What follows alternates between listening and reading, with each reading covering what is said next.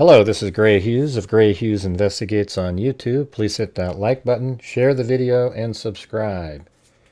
Today's video is going to go over some questions related to the last video that I made and just general comments that people make in the comment section. And we'll be discussing those elements in just a moment. But if you guys could please hit that like button for me, that'd be great. I'm getting fewer likes these days because I'm not pushing the narrative of the conspiracy theorists. You know, the weird thing is I hate the word narrative, but that's exactly what the conspiracy theorists are creating, their own little storyline. How come there's so many different conspiracy theories? Wouldn't there just be one that everybody could galvanize on? It's pretty crazy. So if you guys could hit the like button for me, the ones that believe in what I'm doing, just hit the button now. My videos are struggling to get a foothold lately because everybody wants to keep discussing conspiracies. All right? So what we're going to do right now is we're going to discuss some of the questions that people asked. For example, or some of them are just comments. Why don't they show the whole footage of Robinson? And the reason they're not showing the whole footage of Robinson is they put out just enough to help the public identify the suspect. And Tyler Robinson is still alive, and there is a trial that will likely take place unless he takes a plea deal at some point. But they don't generally put out all of the information and video and surveillance footage, the autopsy, etc. when the case is going to be going to trial. So we're going to have to just deal with what we got in the probable cause document. Now you got to realize the probable cause document can't be loaded with completely false information. For example, a description of video. Now I have seen people in other cases, for example, the Justin Ross Harris case, where the detective sort of took some creative liberties when describing what he saw on camera in that case. And that case was one of the ones where I didn't agree at all with what the prosecution was saying. And eventually the entire case got overturned because of all the errors and misinformation that was put in that case. So again, when it says, why don't they show you the whole footage of Robinson? That's why we're not seeing the whole footage, but it has been described for us. This one says, you can't really see his face, so how do we know who that really is? Just saying. Well, we have it in Tyler Robinson's own words. The roommate asked him, you weren't the one who did it, right? And Robinson said, I am. I'm sorry. And the roommate said, I thought they caught the person. Robinson said, no, they grabbed some crazy old dude. They interrogated someone in similar clothing. I had planned to grab my rifle from my drop point shortly after, but most of that side of town got locked down. It's quiet, almost enough to get out, but there's one vehicle lingering. And then the roommate asked him, why did you do it? And he said, why did I do it? Yeah, I had enough of his hatred. Some hate can't be negotiated out. If I am able to grab my rifle unseen, I will have left no evidence. Going to attempt to retrieve it again. Hopefully, they have moved on. I haven't seen anything about them finding it. So then when I present this piece of information to you, in his own words, admitting that he is that person, and you'll come back and say that this whole text message exchange is fake, etc., but, I mean, most people think it's fake in trying to protect the roommate in some way, but that doesn't take away Tyler Robinson's responsibility. But there also are other people who think this is just a completely contrived, made-up, fake text exchange created to pin the killing on Tyler Robinson. You said that it was Tyler Robinson in the stairwell video. Is it video or a bunch of stills? If it's a video, can you please show him going up the stairs? Well, we know it's a video because we have this video here by Chuck Keeler.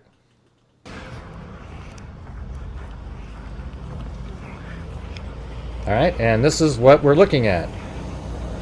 And we've gone over this many, many, many, many times here. See that? There's a camera in the upper left-hand corner right there. That is the camera that filmed Tyler Robinson walking into the tunnel.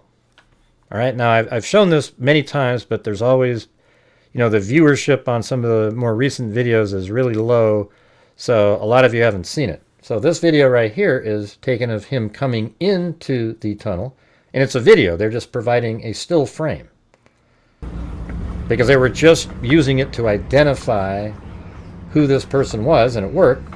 And his mother identified Tyler Robinson from these images, and that's another reason we know that the person walking in the video, in the surveillance video, in front of those two homes is Tyler Robinson, because that's the same person here with the same logo on the shirt, the backpack, the hat, etc.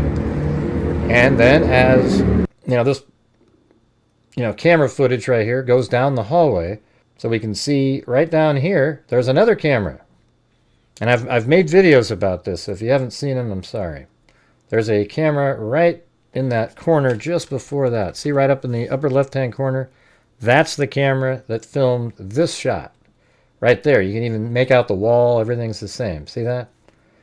And then he goes up the stairs. Now Chuck Keeler filmed that when you go around the corner here. Those are the stairs. It's this simple. And he goes up these stairs, and then if you look at the top up there, that is a surveillance camera.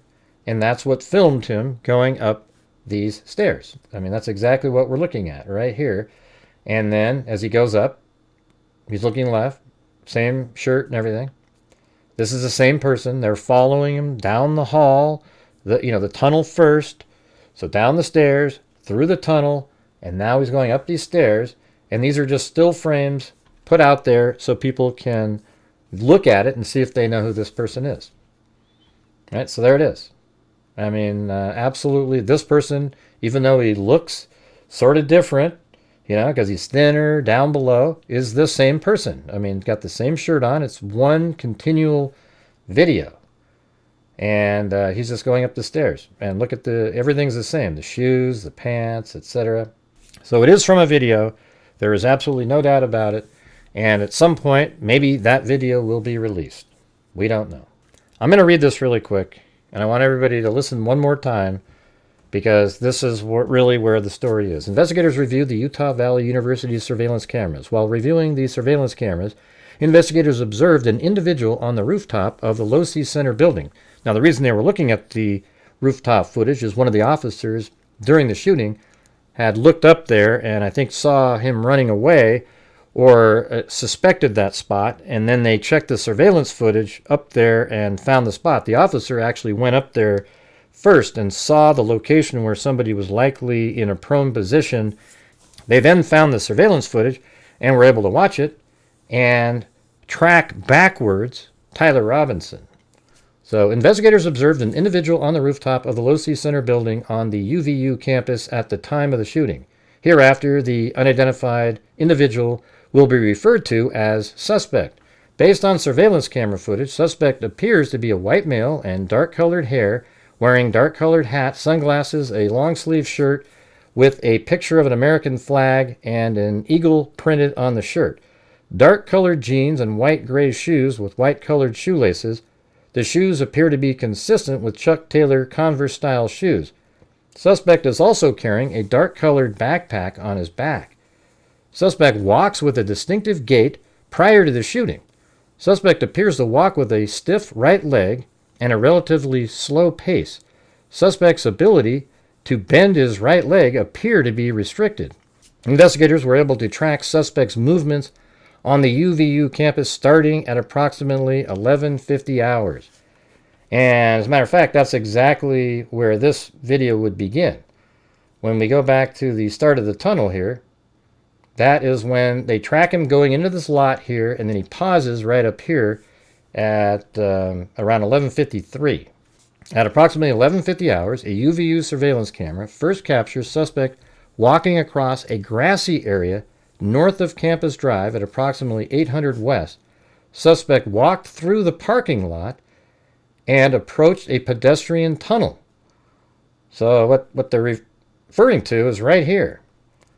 As he walked by this surveillance camera, he turned and went across this grassy area, and then he went through this parking lot here and then went through that tunnel right there. And going back to the video of that, You can see it right over here. Look in the upper right-hand corner. I'll actually zoom in on it. So he kind of hesitates one time, and then he turns around, then he does go back. But that's the grassy area they're talking about. See that right there? Boom. And when he made that turn, that's right here, and then he crosses this little bridge, goes into the parking area, and then into the tunnel. So that's what they're describing right there. Before entering the tunnel, the suspect paused at the top of the stairs and pulled out what appeared to be a cell phone from his right pocket using his right hand at approximately 11:53. So it took about 3 minutes to walk to the tunnel after he turned. The suspect eventually put what appeared to be a cell phone back in his right pant pocket using his right hand. Surveillance captured suspect making his way towards the Losi Center. Now, I wish they had told us when he started to move again and go down the stairs. But, you know, it could have been 2 or 3 minutes he was standing there. And then at approximately 12:02 hours, the suspect was recorded walking on the north side of the Losi Center building. So this is all on video. When they're saying recorded, this is video. And what they're referring to here is this larger video here of the whole area, the 360-degree camera. Let me get to that. Yeah, right here. So if we go back to the very first, you can see how wide it is. This is the video, and it even is much wider. It's a 360-degree video, so there's much more you can see to the left, and there's stuff you can see to the right. And look, hey, my God, there's a guy that's dressed just like that with a backpack.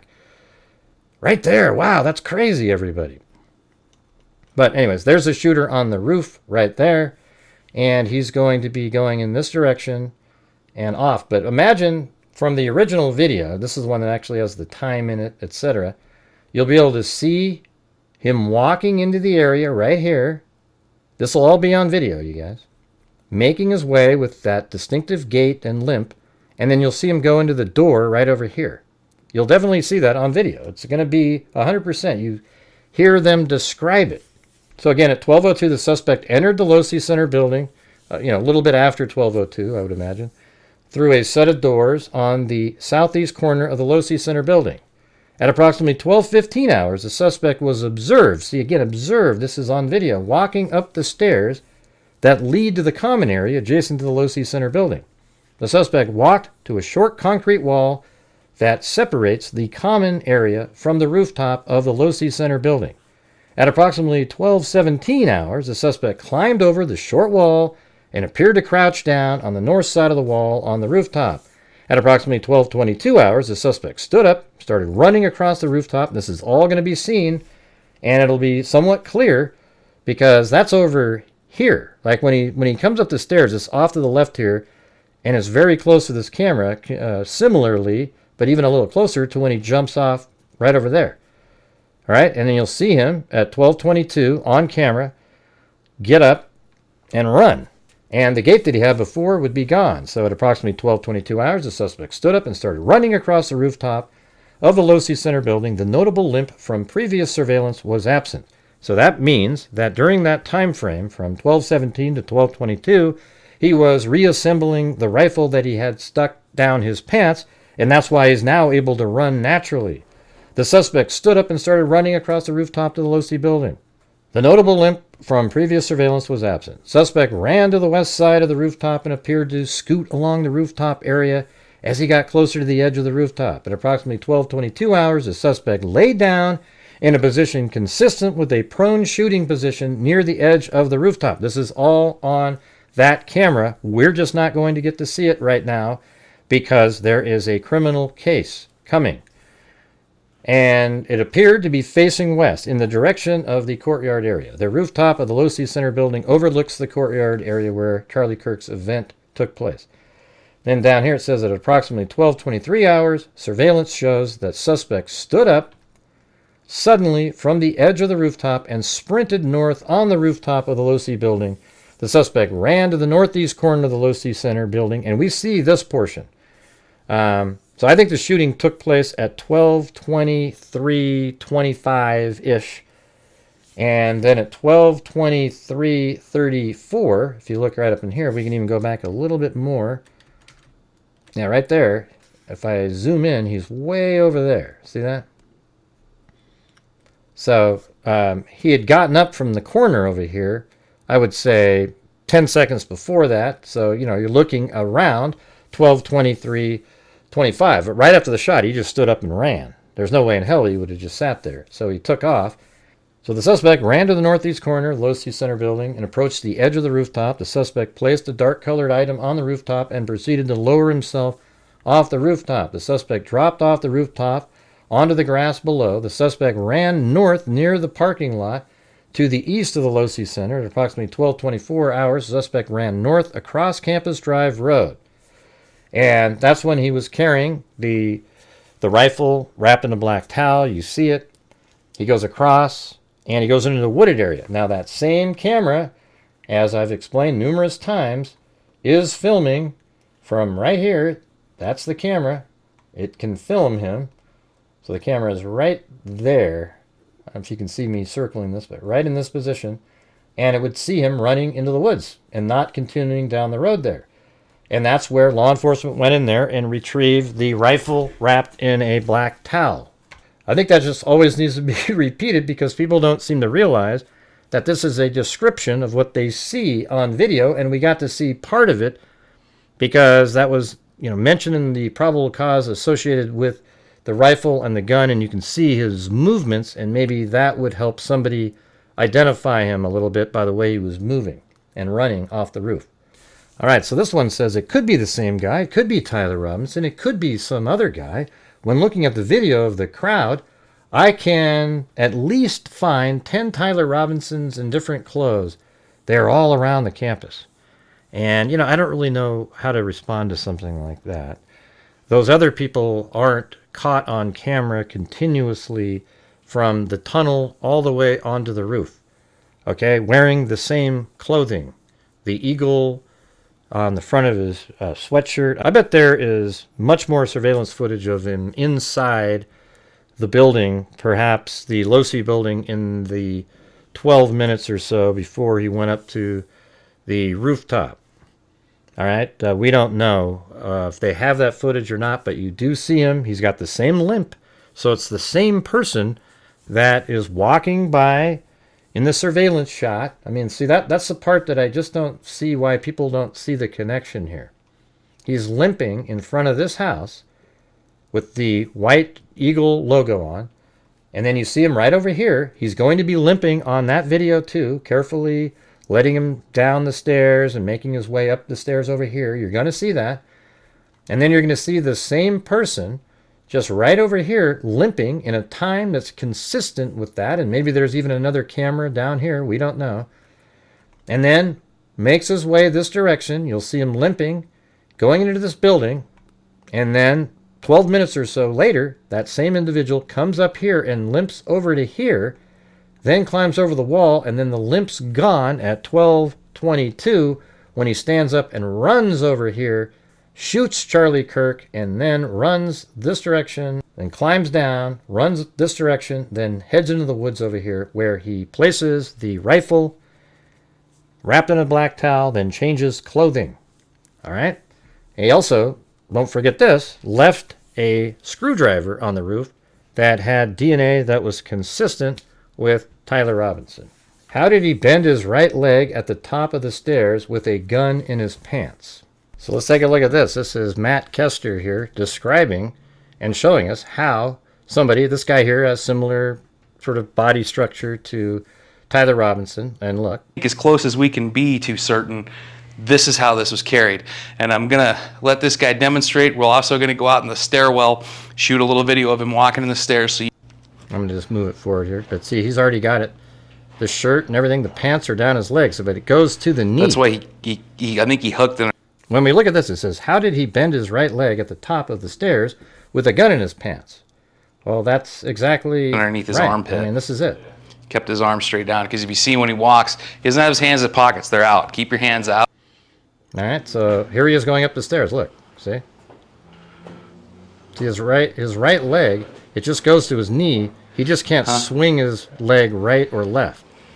Okay, but this is how he was going up the stairs, just like this. See that? And then down the stairs, similarly. He's got a rifle And right over here on this side is the scope and the barrel portion. See this? So, I mean, I think this video demonstration here really proves that he put the gun down his pants, and you can do it. He put it right to his knee with the stock, and then on the left side is the scope still mounted to the barrel, and all he has to do is put the gun together with 2 screws that Matt Kester shows in another video. So make sure to check out those videos on his YouTube channel. And here we go with this one. Show me proof he pulled the trigger. Just because he walked by someone's camera in a well-planned hit, he'll walk free from all this. And then the person below, these nutjobs, type in, he can't show proof of anything, but yet calls people stupid and attacks people if they don't go with his narrative. Hey, listen, I don't know what else to call you. You know, in this case, let's just take a look at this. The rifle, ammunition rounds, and towel were sent for forensic processing. DNA consistent with Robinson's was found on the trigger. Other parts of the rifle, the fired cartridge casing, 2 of the 3 unfired cartridges, and the towel. Oh, and don't forget, as Kash Patel told us, the screwdriver that was found also had his DNA on it. And that was found on the roof. But listen, just read that part again.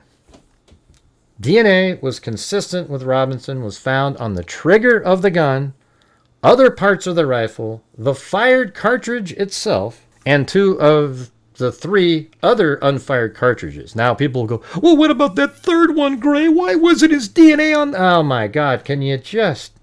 It's crazy, you guys.